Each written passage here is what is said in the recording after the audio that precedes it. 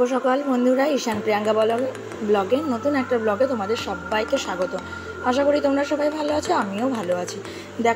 আমি কোথায় এসেছি, তোমাদের একটা সারপ্রাইজ দিলাম। তবে কোথায় কখন আসলাম সেই ভিডিওটা তোমরা অবশ্যই পেয়ে যাবে। তো চলো, এখন সকালবেলা উঠে শুরু করে ড্রেস পরে একদম রেডি হয়ে গেছে এবং বাইরেও বেরিয়ে গেছি। আমার ভাই, আমি আর আমার ছেলে, পিছনে আমার বাবা আসছে। তবে এটা হচ্ছে আমার বাপের বাড়ি। তো আগের দিন রাতে এসেছি, এসেই সকালবেলা ড্রেস পরে রেডি হয়ে বেরিয়ে গেছি একটা জায়গার উদ্দেশ্যে। ঈশানকে ডাক্তার দেখানোর উদ্দেশ্যে আমরা বেরিয়ে পড়েছি। তো আমাদের বাড়ির সামনেই বাস স্ট্যান্ড, যেহেতু বাসে উঠে গেলাম। বাসে ওখান থেকে নেমে নামলাম। সেখানে আর দেখাতে পারিনি, কারণ এত কলকাতায় এত জ্যাম আর এত পরিমাণে গরম যে ভিডিও করে তোমাদের দেখাবো তার কোনো উপায় নেই। তো চলো, সেখান থেকে আমরা 56 বাস, আমরা যাবো হচ্ছে লিলুয়া, 56 বাস ধরে নিলাম আর কি ডানলপ থেকে। তো সেখান থেকে দেখো, এটা হচ্ছে দক্ষিণেশ্বরের ব্রিজ পার করে আমরা যে হনুমানজির মন্দির আছে লিলুয়াতে, সেখানে হনুমানজির মন্দিরের সামনে নামলাম। সেখান থেকে নেমে ইটের রাস্তা, একদম পাথরের রাস্তা, হেঁটে হেঁটে টুকটুক করে আমরা গুটি পায়ে এগিয়ে চললাম ডাক্তার দেখাতে। অর্থাৎ আমরা একটা যাব হাসপাতালে, সেটা হচ্ছে আয়ুর্বেদিক হাসপাতাল। ঈশানের না অনেক দিন ধরে পায়ে একটু সাদা সাদা দাগ হয়েছে, তবুও আমরা অন্য ডাক্তার দেখিয়েছিলাম কলকাতায়, আগে জগৎপুরে একটা অ্যালোপ্যাথি ডাক্তার দেখিয়েছিলাম, তো সেটাতে ঠিক কমেনি। তাই আমরা এই আয়ুর্বেদিক ডাক্তারটা খোঁজ পেয়ে এখানে চলে এলাম। তো চলে আসতে এটা হচ্ছে একদম একটা ফ্ল্যাটে ভাড়া নিয়েছে, যেহেতু দেখে মনে হবে না এটা একটা হাসপাতাল, কিন্তু এটা আগে সেন্ট্রাল এভিনিউতে ছিল। তখন সেটা দেখে মনে হতো হাসপাতাল, যেহেতু ওইখান থেকে উঠিয়ে দিয়েছে হাসপাতালটা, সেই জন্য এখানে একটা ফ্ল্যাট নিয়ে এখানে আর কি খুব কম লোকই এখানে আসা যাওয়া করে। যারা আর কি এটা অ্যাড্রেসটা জানে তারাই এখানে আসতে পারে। অর্থাৎ সেন্ট্রাল এভিনিউতে আমরা গিয়েছিলাম, সেইখানে অ্যাড্রেসটা জেনে এসে আমরা এখানে এসে হাজির হয়েছি ডাক্তার দেখাতে। তবে আয়ুর্বেদিক ওষুধটা ভালো, সেই হিসাবেই আমরা কিন্তু ঈশানকে নিয়েছি, যাতে ঈশানের বয়সটা তো অনেকটা কম, যাতে কোনো এফেক্ট না করে, পরবর্তীকালে কোনো কিছু না হয়, সেই জন্য আমরা এই আয়ুর্বেদিক ডাক্তারটা আর কি চুজ করেছি। তাই জন্য দেখাতেও নিয়ে চলে এসেছি। দেখো চারিদিকে কত বড় বড় ফ্ল্যাট। এই পাশে যে পাঁচিল দিকে এরা দেখছি, এটা হচ্ছে হনুমানজির মন্দিরটা। প্রথমে ভেবেছিলাম হনুমানজির মন্দিরে ঢুকবো, তারপর ভাবলাম আগে যেই কাজটা করতে এসেছি সেই কাজটাকে মিটিয়ে নিই। তখন সকাল প্রায় বাজে 9:30 কাছাকাছি, তখন হাসপাতালও খুলে গেছে, অর্থাৎ 9টার সময় ওপেন করা হয়। তো এটা হচ্ছে ফার্স্ট ফ্লোর, লিফট আছে, লিফটে আমরা উঠিনি, কারণ হচ্ছে ঈশান একটু ভয় পায়, সেই জন্য আমরা সিঁড়ি দিয়েই উপরে উঠে গেলাম ফার্স্ট ফ্লোরে উঠেই দেখি সেমন কেউ আসেও নি এবং ডাক্তারও পর্যন্ত আসেনি, আমরাই হচ্ছে ফার্স্ট। তবে একজন বসে আছে, দেখো চারিদিকটা তোমাদের দেখাই, একদম মনেই হবে না, মনে হবে যেমন ডাক্তারের যেমন চেম্বার হয় সেমন চেম্বার, কেউ মনেই করবে না এটা যে হাসপাতাল, কিন্তু এটা হচ্ছে একদম সরকারি আয়ুর্বেদিক হাসপাতাল। কেউ যদি মনে করো এখানে ডাক্তার দেখাতে যাও, তবে লিলুয়া হনুমানজির মন্দিরের সামনে কেউ বললে এই হাসপাতালটা দেখিয়ে দেবে। তবে চলো, আমার এখানে ডাক্তার দেখা হয়ে গেছে, এন্ট্রি করে ডাক্তারটা দেখিয়ে নিলাম। ডাক্তার দেখে দেখো ওখানে ওষুধের কত কৌটো দেখাচ্ছে, তার মানে কি সেখানে ওষুধ দেওয়া হবে। আমরা ওষুধ নিয়ে নিলাম, বেশি টাকাও ভিজিটও না, সেখানে 150 টাকা দিয়ে 1 মাসের জন্য ঈশানের জন্য ওষুধ নিয়ে না, কারণ অনেকটা দূর তো বাড়ি আমাদের রানাঘাট, সেখান থেকে আসতেও তো অনেকটা সময় লাগে না। 1 মাস আগে ডাক্তারটা দেখিয়ে নিয়ে গেছিলাম, আর 1 মাস পরে ডাক্তারটা দেখিয়ে নিয়ে গেলাম ঈশানকে, যাতে একটা চেক আপে থাকে। তবে সেখানে 150 টাকা দিয়ে আমরা ওষুধ নিয়ে নিলাম। নিয়ে যেহেতু ঈশানও ছোটাছুটি করছে এবং অনেক বাজে, যে আর কি ম্যাডামটা প্রথমে এসেছিলো ডাক্তারটা, তাকে দেখিয়ে আমরা দেখি না। চলো চারিদিকটা দেখো, হাসপাতালটা দেখে নিয়েছো তোমরা, মনেই হচ্ছে না একদমই। ডাক্তার দেখানো কমপ্লিট আমাদের। চলো এবার নিচে নেমে যাই। আর এত পরিমাণে গরম যে কিছু ঠান্ডা কিছু ইচ্ছা করছে, তবু চলো বেরিয়ে যাই, দেখি রাস্তায় কী পাওয়া যায়, কারণ হচ্ছে অনেকটা দূর থেকে এসছি আমরা এখানে। এটা কিন্তু আর কি আমাদের বাড়ি, যেহেতু বাপের বাড়ি হচ্ছে বেলঘরিয়া থেকে অনেকটা দূরত্বের পর 2টো বাস পাল্টে আমরা কিন্তু এখানে এসেছি। তো চলো, সেখানে একটা জলের বোতল কিনে নিয়েছি, খেতে খেতে যাচ্ছি। তারপরে রাস্তায় দেখো এত পরিমাণে রোদ যে ছাতাটা আমি ভাবলাম যে ছাতাটা আর টাঙাবো না, কারণ হচ্ছে সামনেই আর কি মেন রোড, সেখান থেকেই আমরা বাসটা ধরবো। তো ঈশান বলছে প্রচণ্ড জল তেষ্টা পেয়েছে, তো জল আর কি খাবো এই ঠান্ডা, তাই জন্য এমনি একটা পাশে একটা দোকান আছে, এখানে একটা জলের বোতল কিনে নিলাম ঠান্ডা, কারণ খেলেই এখন এই রোদ থেকে এসে যদি ঠান্ডা জল খায় প্রচণ্ড পরিমাণে শরীর খারাপ হবে। চলো তারপর আমরা সামনে যে হনুমান মন্দিরটা তোমাদেরকে প্রথমেই দেখালাম, সেটা একটু ভেতরে গিয়ে দর্শন করে নিই। চারিদিকটা দেখো এত সুন্দর পরিবেশ, মনে হচ্ছে যেন ওখানেই সারাটাক্ষণ বসে থাকি। কারণ সেই দিন ছিল তাপমাত্রা 41 ডিগ্রি কলকাতায়, তার মানে প্রচণ্ড তাপমাত্রা। আমাদের রানাঘাটে সেদিন ছিল 39 ডিগ্রি। রানাঘাটের থেকেও কলকাতায় প্রচণ্ড পরিমাণে তাপমাত্রা। খবরে তো বারবার করে বলা হয়েছিল যে সকাল 11টা থেকে 4টে পর্যন্ত যেন না বেরানো হয়, কিন্তু মানুষের তো কাজ থাকলে তো বেরোবেই, বলো, কেউ কি আর ঘরে বসে থাকবে? তো চলো দেখা যাক চারিদিকটা মন্দির। দেখো এত সুন্দর সুন্দর গাছপালা, আম গাছ আছে, অশ্বত্থ গাছ আছে। এখানে একটা ছোট্ট শিব মন্দির আছে। শিব মন্দিরের উপরে দেখো কলসিটা একটু ফুটো করা আছে, যাতে উপরে জল এবং দুধ ঢাললে আস্তে আস্তে সারাটা দিন শিবলিঙ্গের মাথায় যেন পড়তে থাকে। তবে এই হাসপাতালে আমি এই নিয়ে দুবার আসলাম ডাক্তার দেখাতে, একটা খোঁজ পেয়ে তাড়াতাড়ি করে ডাক্তার দেখাতে চলে এলাম। তো চলো একটুখানি ঠাকুরকে নমস্কার করে নিই, চারিদিকের পরিবেশটাও তোমাদেরকে একটুখানি দেখিয়ে নিই। এবার ভাইকে বললাম যে ওখানে যে মন্দিরটা রয়েছে, ঠাকুরমশাই বসে রয়েছে। আমাদের তো আর কি মন্দিরে যাওয়া বারণই, সব মন্দিরে যাওয়া বারণ, কারণ আমাদের কালো সুদ চলছে। কোনো রকম কোনো পয়সাও সেখানে দেওয়া যাবে না, কোনো প্রসাদও সেখান থেকে নেওয়া যাবে না, আর মন্দিরের ভেতরে ঢোকাও যাবে না। হনুমানজির মন্দির ঢোকা যেত, তবুও যেহেতু চলছে অনেকেরই মানা, তো সেই জন্য আর যাইনি ভেতরে। তো সেই জন্য ভাইকে বললাম যা গিয়ে পয়সাটা দিয়ে আয়, ওখানে গিয়ে মন্দিরটারও দর্শন করে আয়। ঈশানকে দিয়ে পয়সাটা দিয়ে সেখানে ভাইকে দিয়ে পাঠালাম। ঠাকুরের সামনে দর্শন করব, ঠাকুরকে যে দক্ষিণা না দিলে হয় বলো? তো চলো তাই দিয়েই দিলাম দক্ষিণা। তারপরে দিয়ে আমি একটু ঘন্টা বাজিয়ে নিলাম। ঘন্টা বাজিয়ে ঠাকুরকে ভালো করে নমস্কার করে ঈশানও সেখানে পয়সা দিয়ে বেরিয়ে আসলাম। ঠাকুরমশাই দেখো আরেকজন মহিলা এখানে বসে আছে, কারণ জায়গাটা এতটা পরিমাণে ঠান্ডা, সেখানে মনে হচ্ছে যেন সারাটাক্ষণ বসে থাকি। আর চারিদিকে এত পরিমাণে গাছ, সেখানটা পুরো ছাওয়া হয়ে রয়েছে। দেখো পুরো ছাওয়া হয়ে রয়েছে। এখানে তো তোমাদের প্রথমেই দেখালাম এই শিবলিঙ্গটা। চলো মন্দিরটা একটু দর্শন করে নেওয়া যাক ভালো করে।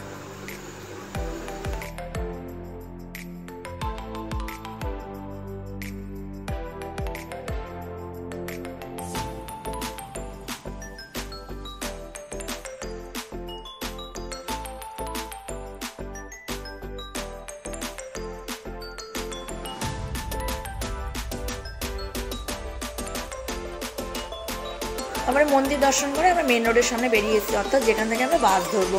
তো ছেলে আখের রস দেখে, আখের রস তোমাদের অনেকক্ষণ ধরেই বলছে যে জল তেষ্টা পেয়েছে, মা জল তো খাওয়া হয়েছেই, তবে আখের রস একটুখানি ঠান্ডা না খেলে চলে। তো গিয়ে আখের রস খেয়ে নিলাম। সেখানে একটু দারুণ করেছিল, উপরে একটু পুদিনা পাতা ছড়িয়ে দিয়েছিল, একটু বিট নুন, একটু পাতিলেবু দিয়ে আমরা তিনজনে একটু খেয়ে নিলাম ভালো করে। গলাটা এত পরিমাণে শুকিয়ে গেছিলো, মানে জল খাওয়াতেও প্রচণ্ড তেষ্টা আর মিটছে না।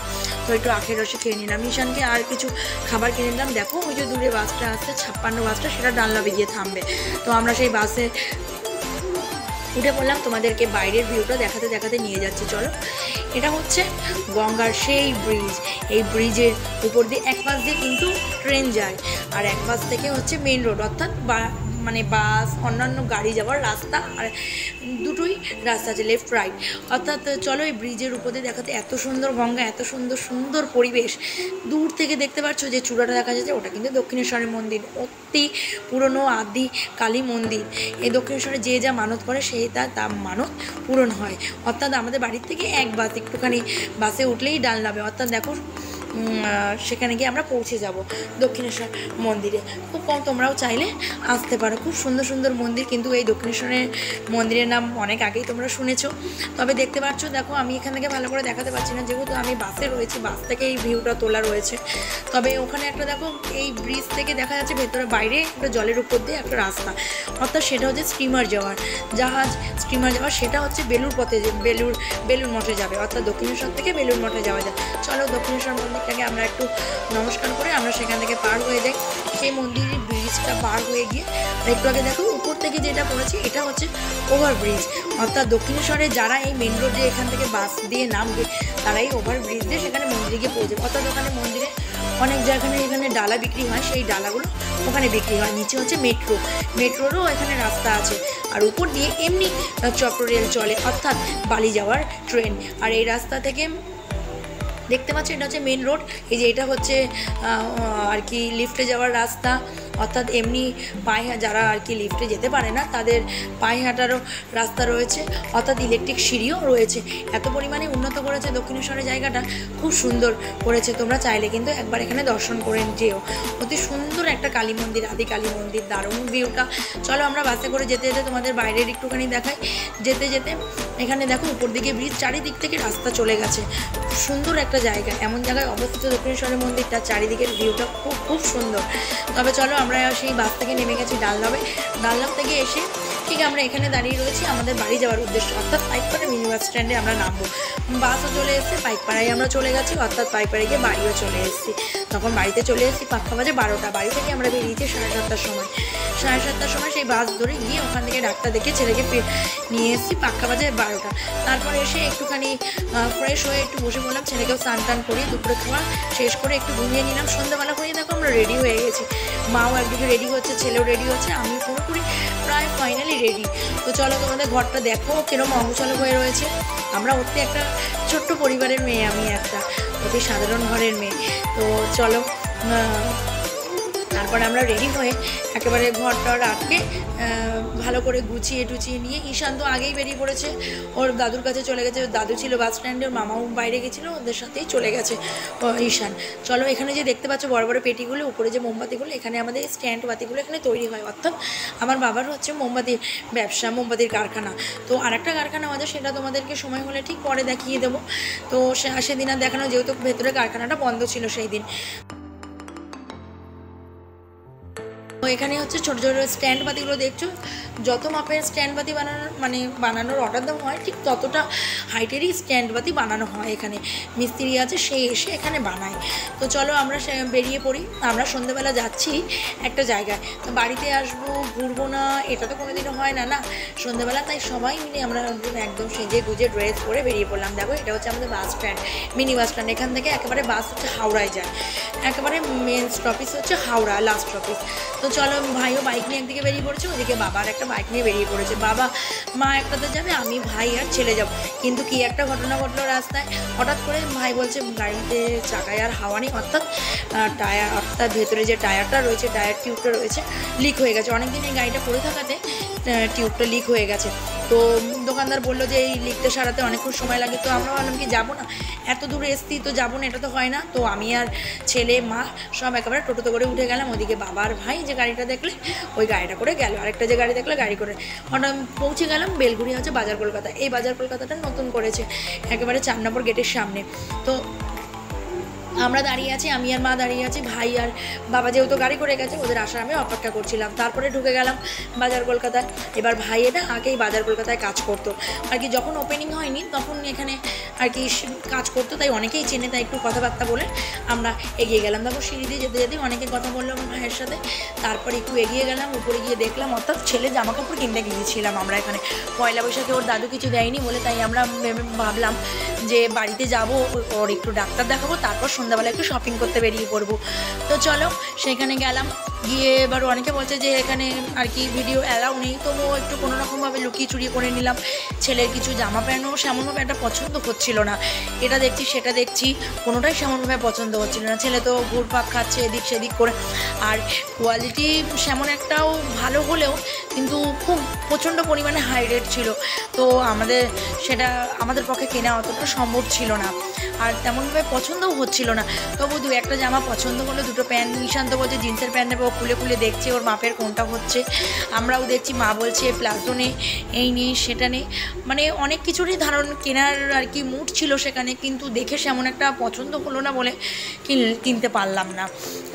তো বাবাও সেখান থেকে বেরিয়ে নিচে নেমে চলে আসলো। উপরে আমি ভাই আর মা ঘোরপাক খেতে খেতে খেতে খেতে সমস্ত কিছু দোতলায় দেখা হয়ে গেলে আমরা এদিক সেদিক করতে করতে তারপরে ভাই বললো যে দিদি এখানে সেমন কিছু একটা পাওয়া যাচ্ছে না, এমন সেমন একটা কালেকশানে। মা বলছে প্লাজোগুলো নেই।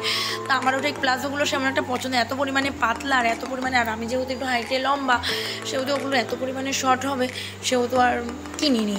তা যাই হোক চলো, সেগুলো দেখে সেমন একটা ভালো কোয়ালিটি মনে হলো না, কারণ হচ্ছে চৈত্র মাসের সেল ছিল আরও, সেই জন্য কম দামের এগুলো সেমন একটা ভালো কোয়ালিটি ছিল না, দেখে একদমই পছন্দ হলো না। আমার মা বলছে নে বাড়িতে তো করবি, তবুও সেমন একটা পছন্দ হলো না। তো চলো, পছন্দ না হওয়ার কারণে আমরা চলে গেলাম সবাই মিলে 3 তলায়। মা আর আমি বলে মাকে বললাম চলো তাহলে 3 তলা দিয়ে উপর দিয়ে ঘুরে আসি। উপর দিয়ে যেতে যেতে এখান থেকে ঈশান মশাই ব্যাগ নিয়ে চলো, তো উপরে দেখো জিন্সের প্যান্টের সব বড় বড় ছেলেদের এটা আর কি ইসে। তো আমরা কিছু না নিয়ে বেরিয়ে যাচ্ছি, যেহেতু প্রচণ্ড পরিমাণে হাসি পাচ্ছে। ভাই বলছে কিছু না নিয়ে বেরিয়ে যাচ্ছিস তুই? হ্যাঁ, এটা কিন্তু খুব খারাপ, আমি যেহেতু এখানে কাজ করতাম একটা মান সম্মান আছে, তাই বলছি তুই তো কাজ করিস না এখানে। তো চলো এবার নিচেরটা নেমে একটুখানি বাইরে ঘোরাফেরা করে তো বেরিয়ে গেলাম আমরা। দেখো এই যে পাশেই বাজার কলকাতা, এখান থেকে বেরিয়ে গেলাম। ভাই বলছে চলো টাটা, আমরা এখান থেকে বেরিয়ে যাচ্ছি। না আমরা হাসতে হাসতে বেরিয়ে, মা বলছে চল গিয়ে একটু লস্যি খাই, কারণ হচ্ছে এত গরম ওয়েদার পড়েছে, একটু লস্যি না খেলে হয় না। সেখানে লস্যি হচ্ছে সব থেকে নাম করা, দারুণ সুন্দর। তোমরা বেলঘড়িয়ে আসলে অবশ্যই অবশ্যই এরভাবে ম্যাঙ্গো ফ্লেভার দেওয়া, উপর দিয়ে পুরো দইয়ের ইসে দেওয়া, দারুণ সুন্দর হয়েছে এই লস্যিটা। তো আমরা 3টে নিয়েছিলাম, যেহেতু বাবা খায় না সেমনভাবে, একটা মা একটা ভাই একটা, আমি আর ঈশান একটা মিলে খেয়েছি। ঈশান তো কাড়াকাড়ি করছে, একদমই দারুণ সুন্দর হচ্ছে। দেখো চামচ দিয়ে উপরে শটটাও যেমন খাওয়া যাবে তেমনি আর কি পাইপও দিয়েছে, স্ট্র দিয়েছে, সেটা দিয়ে আর কি ভেতরে ঘোলটা খাওয়া যাবে। দারুণ সুন্দর হয়েছে, chocolate flavour, mango flavour, vanilla flavour. আমরা একটা নিয়েছি ভ্যানিলা ফ্লেভার, একটা হচ্ছে বাটারস্কচ, আর একটা হচ্ছে ম্যাঙ্গো ফ্লেভার। 3 রকম ফ্লেভার নিয়েছিলাম আমরা। আর তার উপরে কিশমিশ, কাজু বাদাম, চেরি ফল, বিট নুন, সমস্ত কিছু দিয়ে দারুণ ডেকোরেশন, দারুণ সুন্দর হয়েছে। তোমরা এখানে আসলে অবশ্যই। কিন্তু এবার মা বলছে যে রাতে কিন্তু আমরা ভাত খাবো না, তো সেদিন প্ল্যানিং হলো যে এখান থেকেই আমরা তন্দুরি রুটি কিনে নিয়ে যাব, কারণ হচ্ছে বাড়িতে মা মাংস করেছে। তা বাবা কিনে নিয়ে গেল। দেখো রাতের বেলা খাবার হচ্ছে তন্দুরি রুটি আর লেগ পিস আর কি চিকেন হয়েছে। লেগ পিস আমরা খেয়ে দে, তাতে রুটি দেখো 3জন আমরা খেতে বসে পড়েছি। ওইদিকে বাবা এখনও খেতে বসেনি, মাও রান্না করে রেখেছে। দেখো যেহেতু ছোট পরিবার, সেহেতু ছোট্ট কড়াইতে একটা রান্না হয়েছে। আমরা পাতায় খাওয়ার কিন্তু একটা মজাই আলাদা, মনে হয় যেন বিয়ে বাড়িতে খাচ্ছি। তো খাওয়া দাওয়া শেষ করে চলো আমরা ঘুমোতে হয়ে গেছে। তোমাদেরও আশা করি এখন বাজে ঘড়িতে 11:30 বাজে। তো আজকে এখানে দিনটা ভালোই কাটালাম, কিন্তু যা প্রচণ্ড পরিমাণে গরম, এত গরমে ছেলেকে নিয়ে যাওয়া, তোমরা তো পুরো ভিডিওটাই দেখলে। তো চলো তোমরাও ঘুমিয়ে পড়ো, খাওয়া দাওয়া কমপ্লিট হয়ে থাকলে। ভালো থাকো, সুস্থ থাকো। যারা নতুন চ্যানেলটা দেখছো তারা অবশ্যই সাবস্ক্রাইব করে দিও, যারা অনেক দিন ধরে দেখছো তারা লাইক কমেন্ট শেয়ার অবশ্যই করে দিও। তো ভালো থাকো, সুস্থ থাকো, আশা করি সবাই তোমার আমার পাশে থেকো। শুভরাত্রি।